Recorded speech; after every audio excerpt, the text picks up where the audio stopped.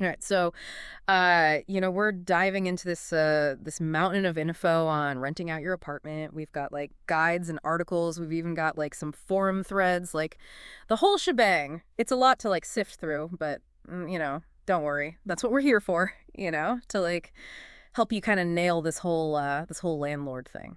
Yeah, I mean, there's a definitely a learning curve. That old for rent sign trick, Yeah. that just doesn't cut it anymore. Today's renters are, they're looking for more. So who are these modern day renters? What are they like hunting for in an apartment these days? Well, think about it. Remote work is, exploding, Hmm. and those lines between work and life, they're kind of blurring. Mhm. So renters want spaces that accommodate this new reality. A dedicated home office isn't like a luxury anymore. It's a necessity. Right, exactly. And don't forget about lifestyle. Proximity to like parks, green spaces, walkable neighborhoods. Those are huge selling points these days. Okay, so we're painting a picture of a renter who values flexibility, that work life balance, and a connection to their surroundings. So, how do we translate that into a listing that's like, killer, that grabs their attention? Well, that's where understanding the nuances of each platform comes in. I mean, listing on like Zillow's great for casting a wide net, but if you're in like a trendy urban area, you might find more success on a site like apartments.com, which caters to a younger tech savvy crowd. Ah, so it's kind of like choosing the right social media platform, right? You wouldn't market a high-end watch on TikTok. Exactly. You got to think about, who frequents each site and tailor your approach accordingly.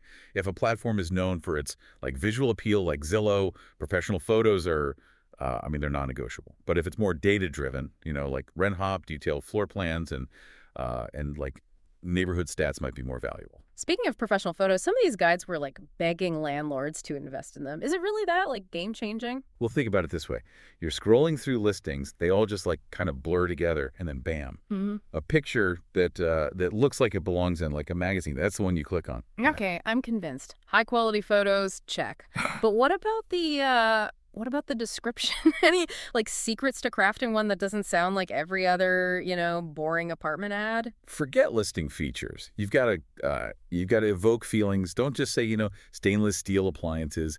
Yeah. Say imagine cooking gourmet meals in your chef's kitchen. Oh You're yeah. painting a picture of the lifestyle. Instead of two-bedroom apartment, we're talking like spacious urban oasis, right? Now you're getting it. Remember, you're not just renting an apartment, you're selling an experience. All right, we've got the platform, the photos, the like dreamy description. Now let's talk numbers. How do we like figure out the sweet spot for rent and how much should those pesky operating expenses like factor in? Well, you don't want to just like blindly follow what your neighbor is charging. You've got to dive deep into the rental data for your area. Zillow and Rentometer are your friends here. You're looking at vacancy rates, average rents for comparable units. You even want to look at seasonality trends. So it's like being a detective, hunting for clues to crack the pricing code. Exactly. And remember, operating costs like property taxes and insurance and like potential maintenance. I mean, these can significantly impact your profit margin. You got to Yeah. factor those in before you set that rent price. Right. We want to be savvy landlords, not accidental philanthropists. Precisely. Now, one thing that really stood out to me in these guides was the emphasis on marketing beyond just the listing itself. It's not enough to just like post it and pray. Okay, so we need to get out there and like hustle. Tell me more. Think about it. Everyone's online these days. Are you using social media to your advantage? Yeah. Sharing, captivating photos, virtual tours, maybe even doing like a live Q&A about the neighborhood. I see what you're saying. We're creating buzz, building anticipation and establishing like a personal connection. It's not just a transaction, it's a relationship, right? You nailed it. And it's a relationship that needs to be nurtured, which Yeah. is where the concept of monitoring and optimizing comes in. You can't just, set it and forget it. So we're talking about like keeping a close eye on how the listing's performing and, making tweaks along the way. But how do we even know like what to tweak? That's where those analytics come in handy. Yeah. How many views are you getting? How many inquiries are converting into showings? If something isn't working, don't be afraid to experiment with different headlines, photos, even like slightly adjusting the rent. So it's a constant like feedback loop, right? Like we're running like a little marketing experiment. Yeah, exactly. The key is to stay flexible and adapt to that ever-changing rental market. Okay, we've covered a lot of ground here. Platforms, pricing, professional photos, marketing like pros. Anything else we need to, tick off the list before we move on? Well, we can't forget about the legal side of things. Fair housing laws are crucial, Mhm. but rather than just listing what they are, let's talk about how to create a truly inclusive listing that attracts a diverse pool of potential tenants. I'm all ears. How do we strike that balance between showcasing our property's best features and making sure everyone feels, welcome? It's all about the language you use. Instead of saying like perfect for young professionals, highlight features that appeal to a broader range of lifestyles, like spacious layout, ideal for families or roommates. Focus on the experience, the amenities, the neighborhood, things that resonate with everyone. I see. So we're being like specific without being exclusive. It's about appealing to a wide audience without, alienating anyone. Exactly. And remember, fostering inclusivity isn't just about legal compliance. It's about creating a positive and welcoming environment. It's good business, and more importantly, it's the right thing to do. Okay, so we've talked about attracting a diverse range of potential tenants, but how do we make sure we're choosing the right one, like the tenant who pays rent on time, respects the property, doesn't like turn the bathtub into an aquarium, hypothetically speaking, of course. Hypothetically hilarious, but yeah, you bring up a critical point. Tenant screening. Yeah. It's one of those things that can like make or break your landlord experience. So what are the must-dos when it comes to screening? These sources mention, background checks, credit checks, references. Is that like the holy trinity? It's a good start for sure, but there's more to it than just ticking those boxes. You've got to dig a little deeper. Ask some open-ended questions during those, like phone calls or interviews. Gauge their communication style, their attitude towards property maintenance. Their overall vibe. So we're not just looking for red flags, but we're also like looking for green flags. That's like Those positive signs that this person will be a dream tenant. Precisely. And don't underestimate the power of, gut instinct. If something feels off, even if they've got, stellar credit and glowing references, you gotta trust your intuition. Okay, so let's say we found our ideal tenant. We're ready to make things official. What about the lease agreement? Any tips on navigating that legal minefield? Definitely use a professionally drafted lease agreement, one that's specific to your state. Don't just download some generic template. Those can be like riddled with loopholes and like outdated clauses. Makes sense. We want to, make sure we're covered from a legal standpoint. But what about those clauses? Anything specific we should be looking out for? Clarity is key, right? Yeah. Spell everything out, Right. Rent amount, due date, late fees, pet policies, maintenance responsibilities, like leave no room for ambiguity. Right, because ambiguity is like the breeding ground for disagreements and disputes. We want to be, upfront and transparent to avoid those headaches down the road. But even with the perfect lease, things can still go wrong. What about security deposits? Those always seem to be a point of contention. The dreaded security deposit. State laws vary, but the key is to be meticulous. Document the condition of the apartment thoroughly before the tenant, moves in, ideally with photos and videos. So it's all about having that that paper trail, right? That evidence, in case there's a dispute over damages later on. Yeah. Exactly. And when it comes time to return the deposit, be prompt and transparent. Provide a detailed breakdown of any deductions, and if there were no damages, return the full amount promptly. Sounds like we're walking a tightrope between protecting our investment and being fair to our tenants. It's about finding that balance, building a relationship based on mutual respect and clear communication. Okay, so we've covered tenant screening, lease agreements, security deposits, all the serious stuff. But let's shift gears for a moment and talk about something a little more, fun. We touched on professional photography earlier, but what about those DIY tips for landlords who might not have the budget for a pro? Even if you're not a a professional photographer. You can still capture amazing shots that'll, Mm, that'll make your apartment shine. The key is to think like a storyteller, not just a, documentarian. I like it. So we're not just snapping photos, we're creating a visual narrative. Hmm. But where do we even begin? Start with natural light. Open those blinds, let the sunshine in. Nobody wants to see a dark, dingy space.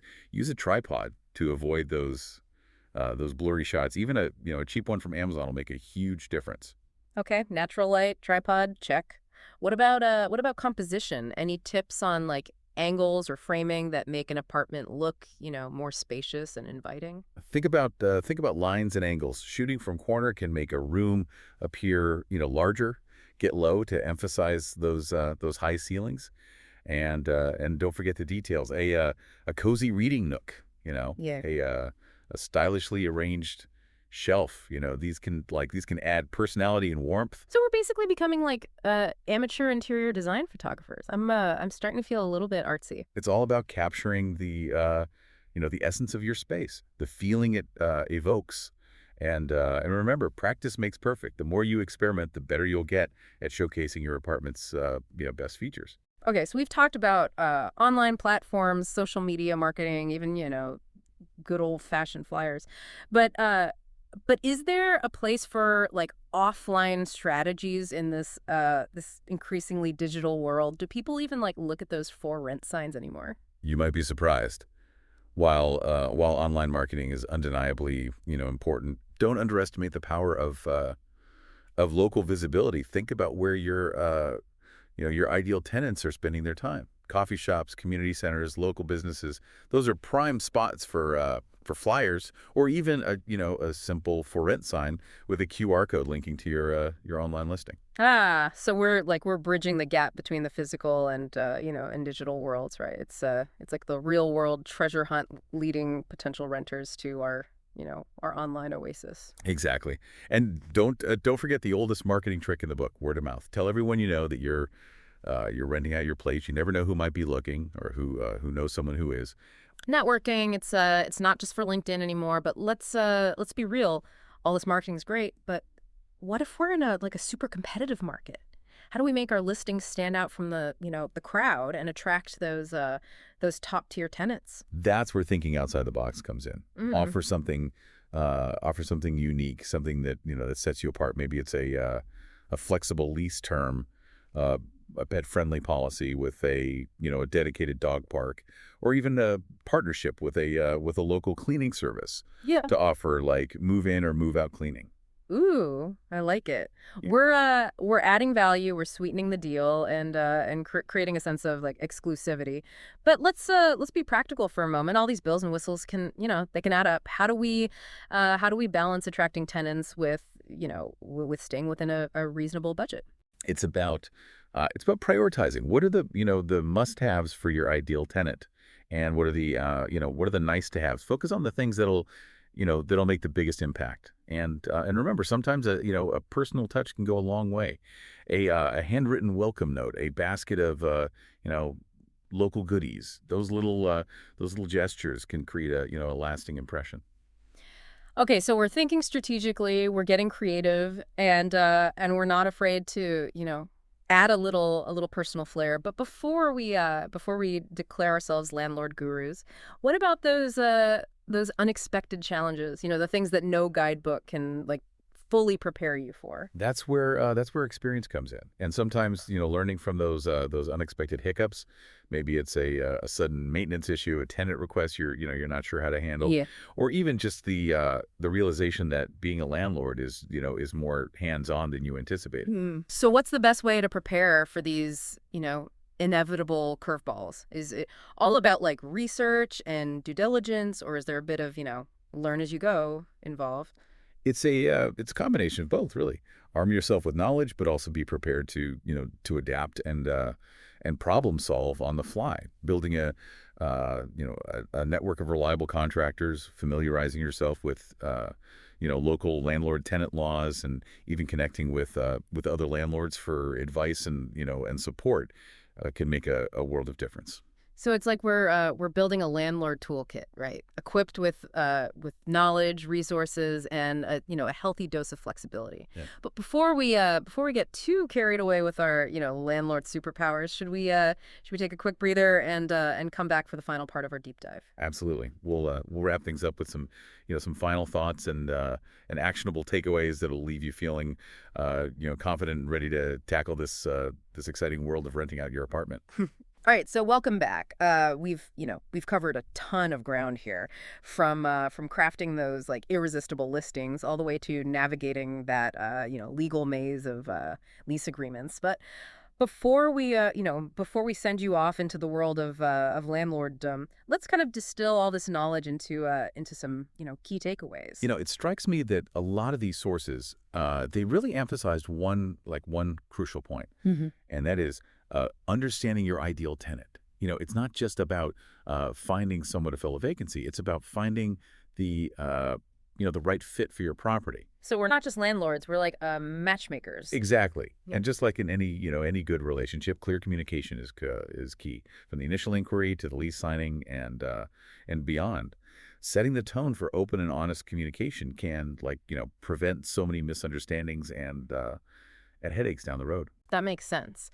But how do we encourage that open dialogue? Is it as simple as, responding to emails promptly and being available to answer questions? It's a good start.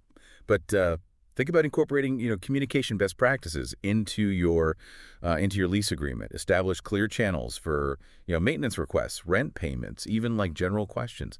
Maybe you set up a dedicated email address or even a tenant portal for like seamless communication. I see. So we're creating a system, right? A Mhm. framework for interaction that fosters that transparency and trust from day one. But even with the best communication, things can still go wrong. Appliances break, pipes leak. Those unexpected maintenance issues can really throw a wrench in the landlord tenant bliss. Absolutely. And that's where having a network of reliable contractors can be like a lifesaver. Plumbers, electricians, handymen. Build relationships with these folks, before you need them. It'll save you, time, stress, and potentially even money in the long run. Okay, so we've got our, communication strategy down pat. We've got our emergency contact list ready to go. What about the financial side of things? We talked about factoring in operating expenses when setting the rent, but any other money related tips to keep in mind? Remember, being a landlord is it's a business. Mhm. Treat it as such, right? Keep Yeah. meticulous records of all income and expenses, rent payments, maintenance costs, property taxes, like everything. This will not only help you track your profitability, but also make tax season a whole lot smoother. Right, because nobody wants a surprise visit from the tax man. So we're organized, we're efficient, we're practically like financial wizards.